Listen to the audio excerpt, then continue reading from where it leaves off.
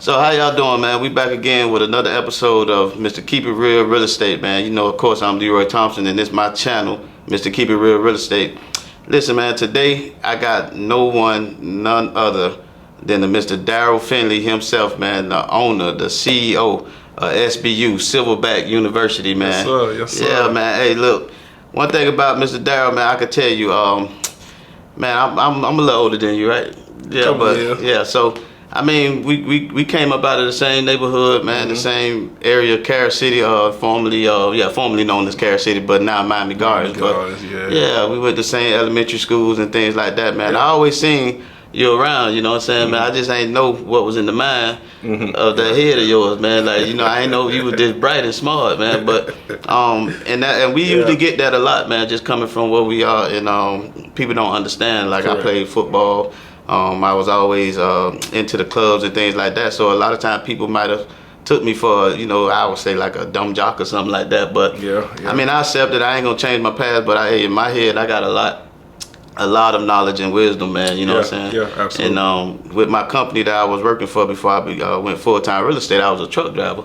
And I remember my supervisor, well, I say manager, he told me when he got the news that I put my two-week notice in, and was like, dang, man, you know, I got that news. I'm sorry to hear that, man, but, you know, if you ever want to drive a truck for us, man, you know, call me up. I got you. So right then and there, it's like, hey, man, I understand what he's saying, but, you know, he viewed me as just a truck driver. He didn't know what was in his head, you know what I'm saying, man? So he figured he'll keep the door open for you. Yeah, like, man, come on back, man. What you trying to do ain't gonna work out. Which I don't feel like he really felt like that, but I mean, the way it came off to me, that's how I took it, and I took it as motivation. Right, you know what I'm saying? Right. So, man, I know enough about me a little bit, man, but I want to hear more about this SBU, man, you know what I'm saying? Because I've been hearing a lot, man. Silverback University, SBU, apes in the building, cash is king, credit is queen. Yeah, man, it just kind of snowballed into an educational platform once I became acclimated with credit, understanding how to leverage credit, particularly business funding.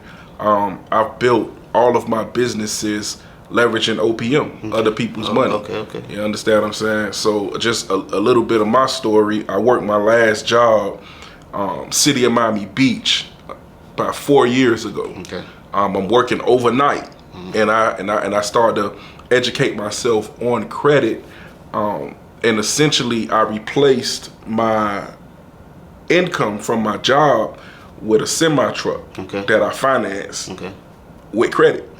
So credit helped me to exit my 9-to-5, supplement that income, and free up my time. Right? I don't have a CDL. So the irony is, like you said, you drove trucks. I own a truck, and it makes me money. You know what I'm saying? So first thing we got to understand is how we can own things that make money. Right. Because once you own the asset, essentially you buy back your time and you buy income. Right. Yeah. So part of, I mean, mainly for my channel, man, you know, we just like to keep it real, man, give our audience, man, you know, something to hang on to, man. A lot of times we go through things in life, man, and feel like there's no future in what we're doing for us, other than what we were taught by our parents and things like that. Now, what I do know is you did have a hit song that you came out with. You know what I'm saying? It did pretty good, but obviously you was in the music industry at that time. How did you veer from that and actually make it into, you know, coming into the financial world? I had a cutoff point. I always said, and you know, God got a sense of humor, right? So I always said, man, I don't want to be, you know, at that time I'm in my 20s. So to be in your 30s felt like old, right? So at that time I'm saying, man, I don't want to be 30-something years old still running around the club till I play my music. So when I got to a point where it was like, okay, you know, the momentum is kind of fizzling down. The record is a good record, but we honestly didn't know how to take it to the next level because it's a new experience for everyone. I began to work a job overnight, and that completely ended my music career. Yeah, because I was in the clubs every night promoting. You know what I'm saying? What a lot of people don't know is that before I actually put out the record that a lot of people know me for today, I ran around the clubs for 2 years, connecting with DJs, promoters. So when the record finally came about, it was more so a thing of like, oh, a lyric, that's my homie. Like I'm playing my homie record because I done been to all the DJs' birthday parties, open mics, just doing the groundwork, building the relationships. You understand what I'm saying? So once again, when the record came and it's like everybody's playing it, I literally had a rapport with everybody in Dade and Broward County. Right. You know what I'm saying? Still do to this day. So the transition for me, once I got to a point to where I'm not really getting the show bookings anymore, I got a kid I got to raise. I get this job working overnight. God bless the dad. My brother Scroll put me on to working this job. Shout out to Scroll. Shout out to Scroll, man. Another Carol City legend. He was working at a group home at the time. Mentally challenged, whatever the case may be. And I started working that job overnight. So I wasn't able to be in the clubs anymore. And that began my transition into then going back to school, getting my undergrad degree. And ultimately, from that point, working City Miami Beach, and from that point, transitioning into full-time entrepreneurship. What you said, I mean, and I was kind of caught up in the beginning of what you were saying about going around to the different DJs and stuff like that.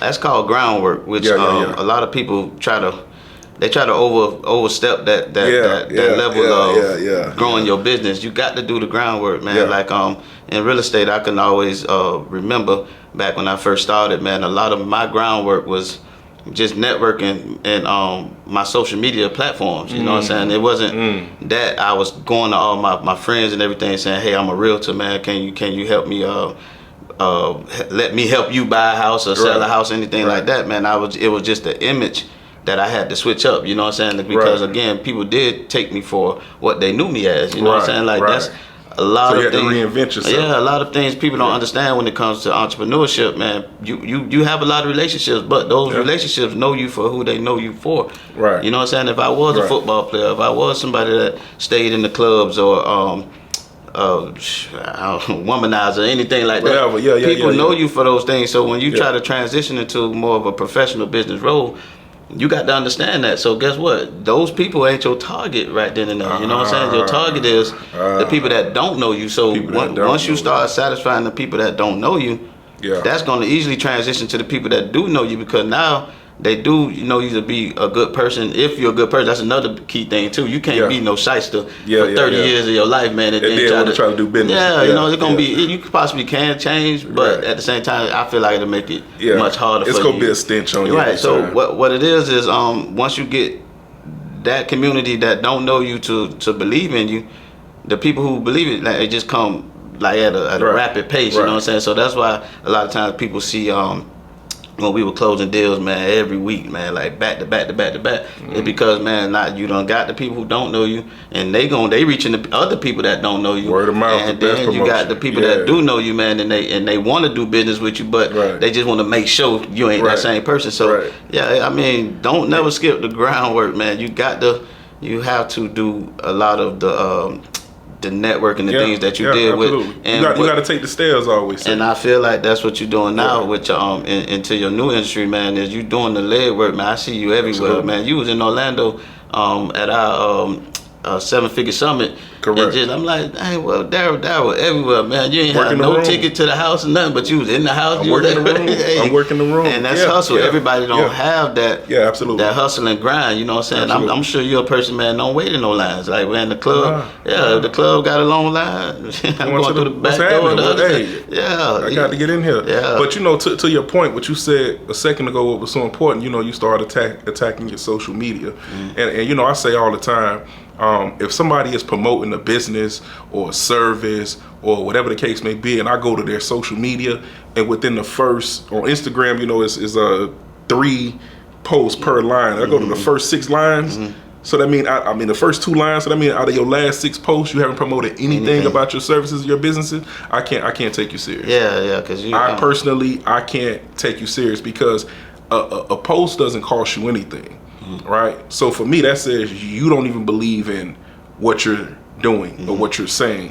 You understand? So how do you expect me to want to do business with you or acquire your services and or products, and you yourself are not going full steam ahead behind it? So I think the reinvention of self is super important, and it starts with how you present yourself to the public eye. People have to know that you're known for this, right? And once people begin to know that, a lot of things, like I have people inbox me all the time, you know, this person is looking for a rental, this person needs a rental, or hey, this person wants to sell their house.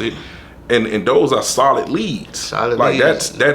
That's money. I seen instantly. At the barbecue pit the other day, man, trying to get your food, and you got hemmed up in the corner. Man, listen. I seen the conversation. I got up out of there. Yeah. But I like being in those settings. You know what I'm saying? He referring to picking up some barbecue the other day. It's a garage full of people that look like us, and I like to be in that educational space where I'm saying something, and the person is saying, "Really." Man, I didn't know that. Teaching them. You understand what I'm saying? I'm like, yeah, and I'm an example of that. Right. Because what it says to people is, if you can do it, I would like for it to say that, hey, if I can do it, you can too. Because I'm really no different. I just applied myself. You know what I'm saying? And it became applicable. At all. It's just with life though. I try to use that that statement loosely. If I can do it, you can do it. Because I feel like everybody don't have the same drive and the same upcoming as you to have motivation to do certain things. So I try to educate as much as possible. Coming into now, it's very easily for me to determine if you can do whatever I'm trying to teach you to do, man. But it's always other ways, just like in your field. Somebody might not be good at educating people on finances and how to create the LLCs and things like that, but they might be good at credit repair. You know what I'm saying? So it's always something. I say with real estate, I deal with day-to-day sales, whether I'm helping somebody buy, sell, commercial, whatever it is. Okay. But there's so many other lanes in real estate, man, that people don't even try to attack because they so caught up in seeing what I do or somebody else do. Man, you could be good. For example, my wife, she's very quiet. You know what I'm saying? That's not a good trait when it comes to day-to-day business with the customers. Okay. But she figured out a way to be systematic where she can drive her business and not have to be so vocal like I am. You know what I'm saying? So you got to find these things that's within. So we got to find our niche. Yeah, you know what I'm saying? What you're good at, man. One last thing, man, because we talked off camera a little bit about it, and I think it's a very serious topic. Okay. Our friends, man, our close ones, our family and everything, man. Like we don't ask for much. You know what I'm saying? And I don't ask at all. I'm grateful for the family and friends that I got that actually promote me, share my business and things like that, man. But it don't cost much to do these things, and when you do reach out to people and just ask them, hey, share my marketing or do this and that, man, then they don't do it. I mean, I don't take it as we're not friends or anything like that, man. I take it as those people don't understand the nature of how business works. So not to go tit for tat or anything like that, but it just it goes all the way into your network worth. You know what I'm saying? Like who is worthy of being in your space? You know what I'm saying? Gotcha. And I take that very dearly. Like I have best friends, day ones that call me, and the first thing they say is, "Hey, bro, man, you got a second?" You know what I'm saying? That's because they respecting my time. They understand what I'm doing, and I always got a second or a minute or whatever for my friends. Absolutely. You know what I'm saying? They just it's just a lot of times I'm working or whatever, and I can't talk or return your phone call at that time. But those friends that are still there, still sharing and doing the things, man, like those, they don't know how much we appreciate them as entrepreneurs. I mean, I've gotten to the point where I just verbally express it, because I became aware that what I may know or what I think someone else knows, they just may not know. So going back to what you said a second ago, like, you get in certain conversations with people and you understand that they just may not have it. But as I said to the guy at the barbecue, I say, I don't want you to say that nobody didn't tell you. Right. I'm telling you right now what it is from experience. So you can't go with the, oh, I ain't know. Nah, you knew. Because somebody told you verbatim. Right. And I do the same thing with, the marketing, the promoting, etc. Like, hey, post this. Right.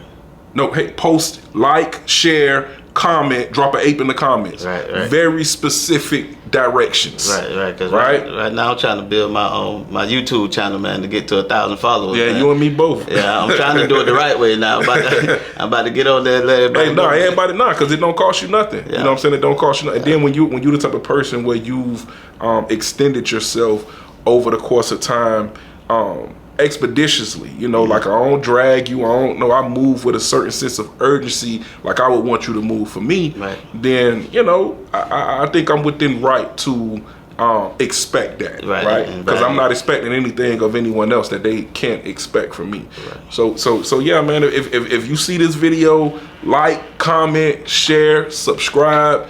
Do all that good stuff. Subscribe. That's the biggest word. Subscribe, man. Subscribe. Look, my channel is Mr. Keep It Real Real Estate and SBU. What's your channel? Silverback University SBU. Yeah. Silverback University. The letter S, the letter B, the letter U. We trying to get to a little hot 1,000 subscribers, baby. It's billions of people on Earth. We can get to a little 1,000. Yeah, we'll get to 1,000, man. Then 10,000, then 100,000. Yeah. We set. Before we go, just go ahead and introduce your brand again, man. Letting everybody know if they need to call you, contact you for any type of services that you offer. So my personal Instagram is Mr. Darrell Finley, MrDarrellFinley. And then we got Silverback University, SBU, apes in the building. VBS's. Man, listen, shout out to Frost. But Silverback University SBU on Instagram, Silverback University SBU on TikTok, Silverback University SBU on Facebook. The only one that's different is Twitter, Silverback UNIV. Wow. And we just trying to hit every aspect, trying to corner the market. I got a Patreon that'll be coming up soon. And essentially what you can expect from Silverback University is if you're a business owner, let me say this, if you're a business owner, you got a minimum 680 credit score, a business entity set up in place and the EIN number, and you're still using your cash to fund your business, we need to have a conversation. Mm-hmm. We need to talk. It makes my skin crawl to know that there are business owners here that are still using their own money to fund their business when we go to the bank and get that money, right? Long as we're in position. So I run into a lot of business owners that don't understand the position they're in, that don't understand that, hey, we could just go to the bank, 20,000, 30,000, 40,000, 100,000, right? What can 100,000 do for your business? Right. I'm sure a lot. Right. Hey, man, look, so here we are, man. Mr. Darrell Finley himself, man. He ready to give it to us in the raw and real fashion, man, on owning your business with somebody else's money, man. So there we go. Y'all stay tuned. Hit the man up, man. Call me for anything, y'all. On real estate, y'all already know what I'm on. See y'all soon. There we go. Mr. Keep It Real. Yes, sir. That way, Carol City.